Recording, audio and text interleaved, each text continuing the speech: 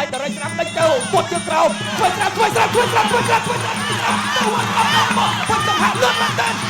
mùi pi đôi rắm bịch skim bật trong dập từng tầm bông เตรียมปรองព្រឹត្តិប្រកួត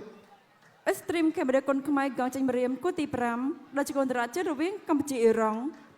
ទឹកទី1 Round 1 ទឹកទី1 Round 1អាយអត់មានទុកទេមកដៃពីរដៃបើកលុយបាទពេជ្រសង្ហាជាមួយនឹងយ៉ាវ៉ាត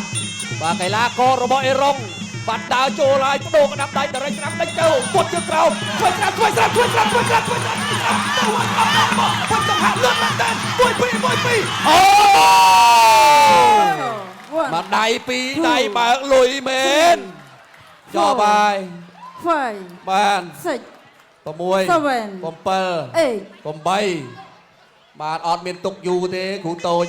បន្តការប្រកួតបាទបន្តការប្រកួតអត់ទុកទេបាទអាច KO ទៅវិញណាស់đánhចូលទីកណ្ដាប់ដៃអូយបាទជំលៀងចកោមកហើយបាទអាបងស៊ីហៅអាចទៅផ្ទះបានមកទៅ7 8 2ដងឯណាតែម្ដងទៀតប្រឈប់បន្តការប្រកួតសំស័យក៏ឈប់បានបលៀនណាសំស័យក៏ឈប់បានបលៀនហើយទៅហើយសង្ហាក់ទៅហើយ1 2 1 2 ដល់ចូល1 2 1 2ដល់ទៀតកណ្ដាប់ដៃទៅទៀតឲ្យកណ្ដាប់ដៃរបស់សង្ហាក់ទៅចូលអត់មានដល់សង្ហាក់ទេអូ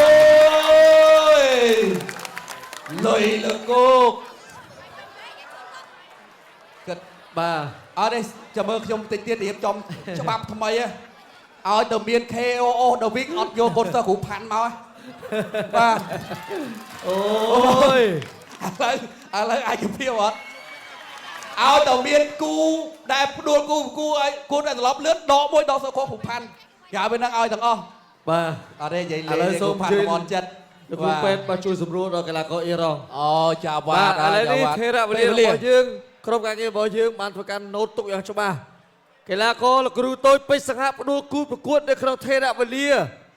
ទឹកទី1ក្នុង1នាទីចុច7វិនាទីសូមអបអរសាទរបាទឥឡូវសៀវហៅប្រហែលវិញបាទ